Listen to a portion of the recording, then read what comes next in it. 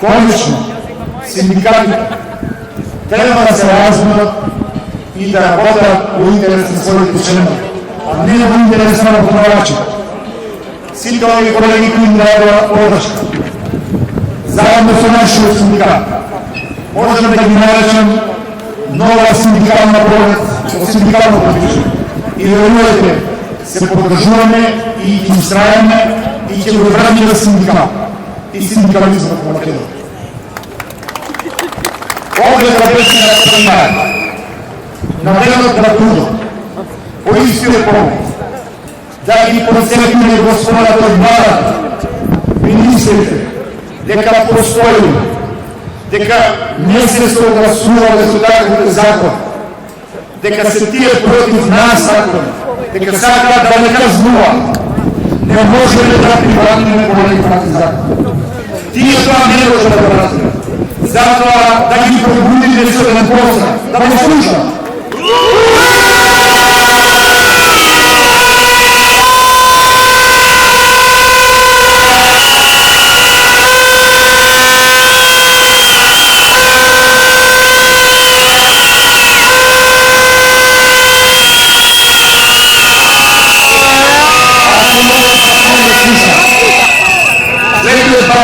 Сите синдикати и јавности. Ова е така како што кажав на почетокот, иницијатори беа колегите од правосудството, затоа што нивниот закон е тотално деградиращи како останати. Но ево колегите од правосудството има голем искуство со човекови. И затоа си го поставувам прашањето и го прашувам министерот за правда, а и сите предмети. Дали знаат дека најмногу штрајкови во Македонија во јавниот сектор има во правосудство? Дали знаат дека најголемиот штрајк во Македонија од 80 дена е организиран во правосудство? Зашто оставаат 700 штрајкови да решават? Зашто ги лажат работените во правосудството дека вие што рекувате ништо нема да добиете? Не е точно тоа. Само ќе го посетам и тие што ги пушаат овие валови да им биде јасно. Во 1997 година правосудството штрајкуваше и доби презоленување на платите од 25%. 2002 година целиот јавен сектор штрајкуваше и доби предпоставено презоленување 20%. Значи ова се аргументи. Во 2007 година 2-3 пати имаме штрајкови во правосудството од 3 дена. Доби предпоставено презоленување 20% надвор на што тогаш да го раде 10%, по 10% и на другите 10% заборави до 2 дена стабилиста. Минатиот труд се борехме со штрајкови, една од барањата беше точно на тој кој траеше 80 дена. Не сакаат да разговараат, не игнорираат. Тоа право го добивме пред Уставниот суд и денеска цела администрација благодарение на тие наши активности неефективно много. Вистински го добиваат натиот труд во платата. Предозот и израната, да се премиеше на битопата, исто така за цела администрација се борихме да внесе во платата. Значи, никој не може да не игрира дека ако не се помине, ништо не постигнаме. Колеги, јас нити можем да ви ветам дека платите ќе ги зголем. Ја немам таа функција. Нити можем да ветувам нереални работи. Но едно можем да ви ветам, дека овој закон за административни службеници, за судски службеници, за инспекторати, за казнено поправни, за јавни предпријатија, се што е јавна администрација, ќе падне еден ден како кула од карти затоа што се не применили.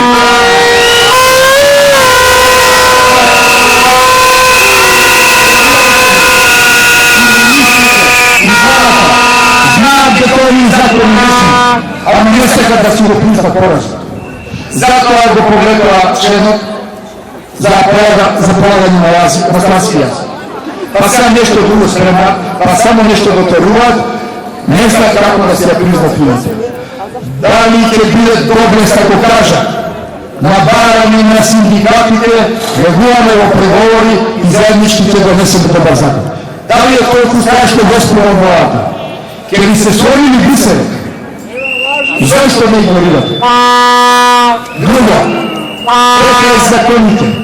на овој штрайк, главно барање и предизвикано од нивната ароганција,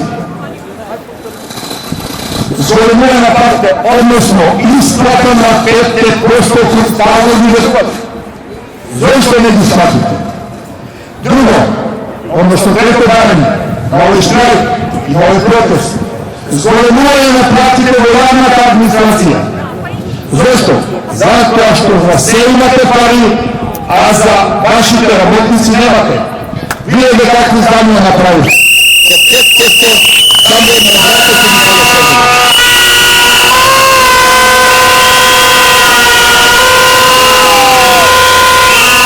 И на крајот, последното барање, промена на работното време. Па ви се мора, ништо не дава ни пари, ништо само добра волја. Нема добра волја. Дали некој добре е против да се промени работното време, односно се врати од себе? Никој не. Сите не прашуваат, за 4 години ја водиме активност. Постигнахме договор на социјално-економски совет. Сите во државата се согласија, дојде предлог закон од продавата и штамба. Тера кина со народот. Мислам дека владата, која е делно христијанска и која води сметка и треба да води сметка за семејните традиции, веднаш треба да го врати работното време.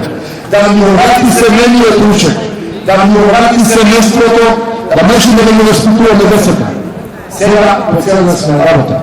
Овие луѓе не можат да бидат ефикасни на своите работа места, за да гледат и својден јогурт. Видите како кој ни дозволува.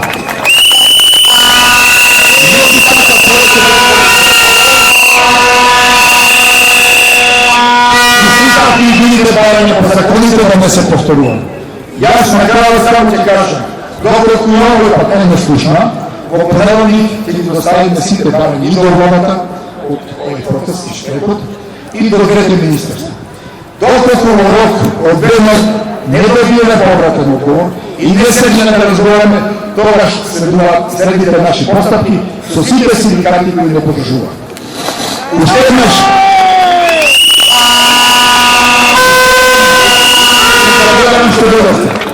сакам се да кажам, и тоа владата го знае, овдека никој не дојде под наредба, овдека никој не дојде под закон, овдека никој не дојде за седмиш, овде дојдохме на символарна работа. Така е!